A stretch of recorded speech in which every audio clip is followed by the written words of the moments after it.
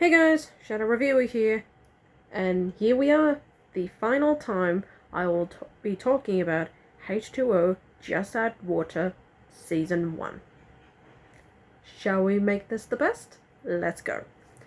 Starting off with the positives, the way they set up the show is freaking great. It takes everyday three normal girls, puts them on a magical island, and changes their lives forever.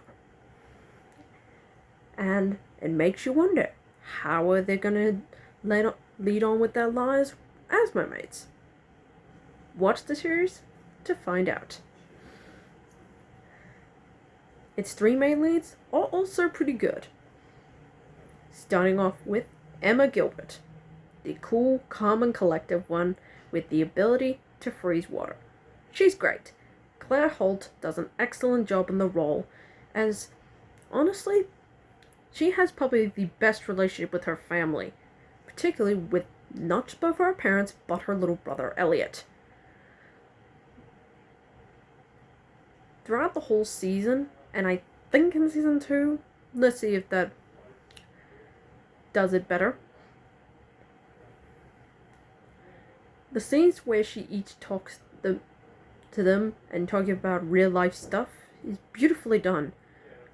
With her mother in episode 10, and with her father in episode 7, and particularly in episode 25, where she and Elliot talk out their small dilemma in a mature and balanced way. That stuff is amazing. Love that. Let's take on the next one. Cleo Satori. She's pretty much our audience surrogate here. The getting used to new developments. Being the aquaphobic, pain in the ass, stick in the mud, to a badass who can control water with the power of her fingertips. Love that shit. Phoebe Toykin does an excellent job in the role. Sure, yes, she is annoying at the start, but as the season goes on, she becomes more and more of her own person, and I love it. Now, the stuff with her family is okay. Not badly written. I mean, her relationship with her dad, Don, is great. When it's written well. When it does, it's fantastic. When it's not, it's fucking annoying. Watch my ranking if you know what I'm talking about. I'd rather not talk about it. Her relationship with her sister is up and down if the writing of the episode is good. Their best moment is episode 19 where they talk it out, and I love their little sisterly bond in that episode. Watch my review if you want to know more. The relationship with Cleo's mother, I'll talk about it more in the mix aspect. Now let's get into my favorite of the trio, Ricky Chadwick. And oh boy, is she a load of fun. The way she's funny, badass, and it's just a load of fun. Cabria Hine does an amazing job in the role, making us root for her as the new girl in town who takes no shit. And her ability to heat and boil water just brings in more to her rebellious personality, and I freaking love her. Watch more either my ranking video or my episode 18 review to see many reasons she's my favorite character in that particular episode. The finale is also executed very well done. The way the girls team up to take down the villain, I'll put in more than the negative aspect, and the way they make the mermaids freaking great stuff. The full moon episodes I think are the best in the season. Hopefully the best of the series. I heard they're not that great in season 2. Moonspell is an absolute right. Siren Effect is pretty good. Bad Rising watch my ranking video if you want to know more about it. Honestly, the full moon episodes, particularly episode 1, very mysterious, and episode 26, the lunar eclipse episode, are also pretty damn great. God, I love the full moon episodes. Now let's get on to the mixed aspect.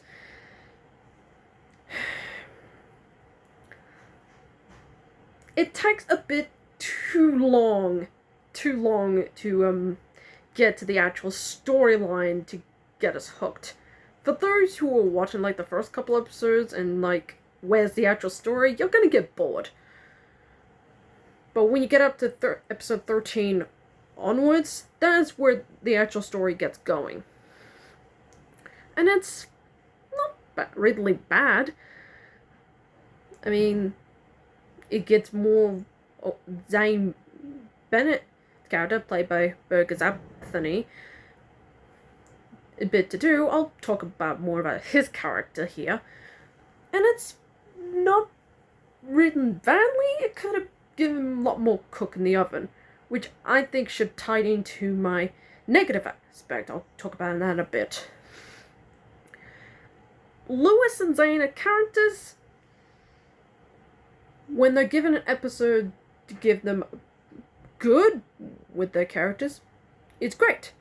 But when it's something else, it makes them not only less tolerable, but more boring.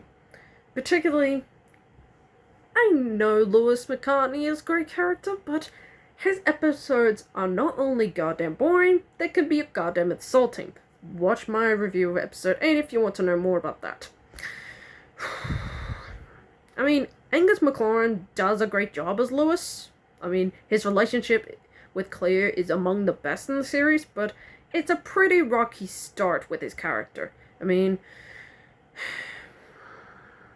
if you watch my ranking video, he's not exactly in my favorite episodes of the season right now. Sorry, Lewis. Hopefully you get a better story arc in season 2. And yeah, remember when I said about Cleo's mother, Bev? Yeah, she's pretty much pointless here. I mean, she barely does anything in the scene she's in. She's either there just for the ride or... Oh yeah, I forgot to mention my ranking video in episode 16. Remember that whole Cleo's got a boyfriend start? That was Bev. She started that whole crap. And no one even talks about that. I mean, what the fuck? I mean, aren't mothers supposed to be supportive of their daughters, not stop bullshit rumors? Christ. And yeah, I think I know why she's not in season 2. I'll talk more about that later on. Oh boy.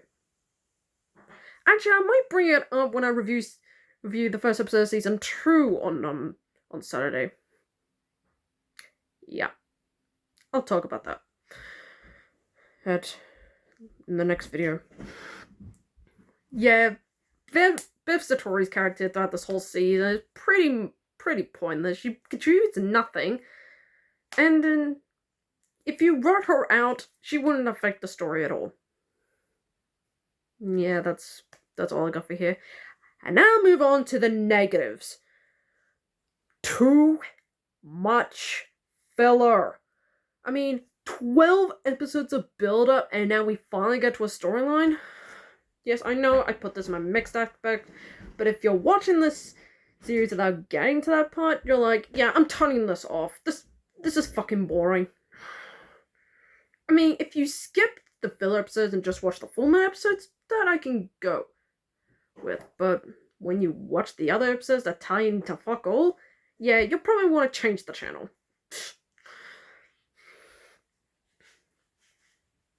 There's also pointless characters.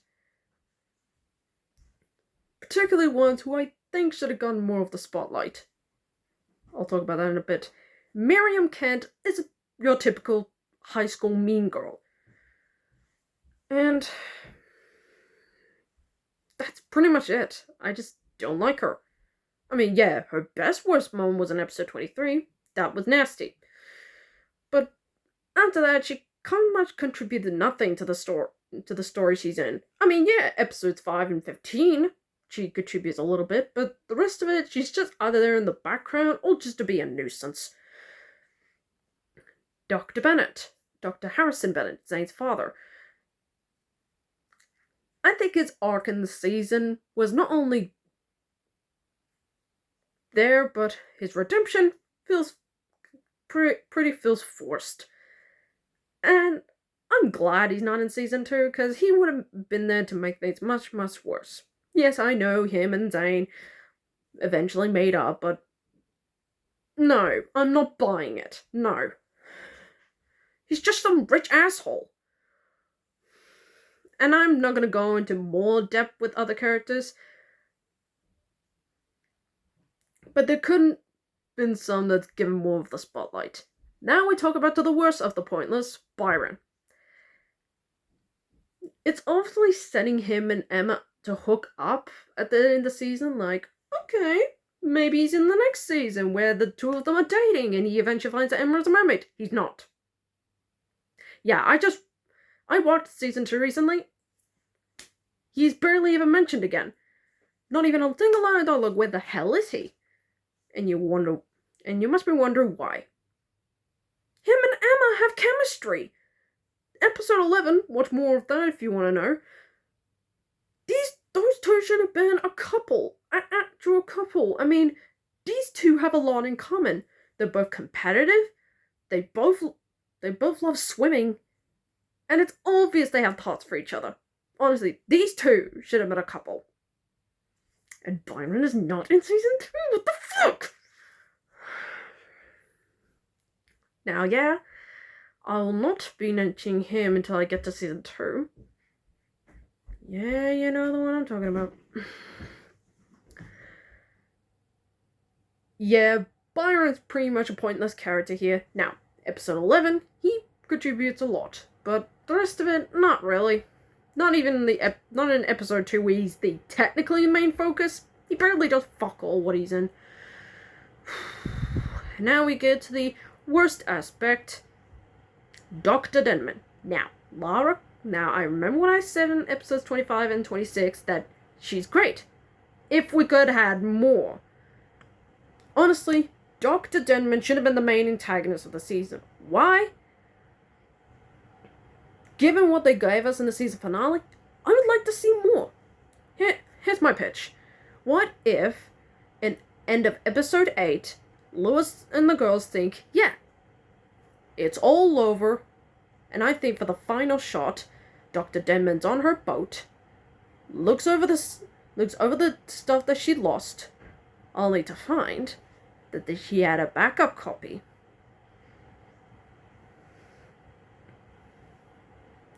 And then it cuts to black. Boom. That's how you should have set up your villain. She's around Mako Island, taking samples, and then as the series slowly draws into the final couple of episodes, she finds out that Cleo, Emma, and Ricky are mermaids. And throughout, as it gets closer to the series finale, she learns more about who they are, and who their families are, and how to snag them in. And honestly, I forgot to mention this in my episode 26 review. Instead of taking Lois hostage, why not their family? Why not their families? Hell, this could have given Ricky's father, Terry, yes, he is named in season 2. This could have been a quick cameo for the character. I'll show more of his character in season 2. And this could have given the girls more of a reason to back down. I mean, if they don't give themselves up, Dr. Denman and her research team could hurt their families. This could have been great. But sadly, no. Oh, and more into that, their families find out what the girls' secrets have been all along. And after the battle is over, they think it's all over. And yeah, the full moon cliff stuff, that could still be in the plot. After they give it all up, their families think that it's all back to normal. Cut. And that's how you ended season 1 and given Dr. Denman more of a reason to stick around. That's how you do your villain better. I mean, that's basically my pitch. But sadly, that's not what we got. Lara Cox, you deserve so much better. And that's my review of season 1. Sorry if I stopped there a little bit on that pause. I was just thinking about how season 1 could have done better. Wow, that could have been... Yeah. So I hope you liked this video. Season 1 is kind of a mixed bag. When it gets to the good stuff, it's really good. But when it gets to the bad stuff, it's pretty bad. But when it gets to somewhere down the middle with a spice of good and a spice of bad, it's alright. Well, thanks for this video, guys. On Saturday, I'll be looking at Season 2, Episode 1, Stormy Weather. Until then, I'm the Shadow Reviewer, signing off.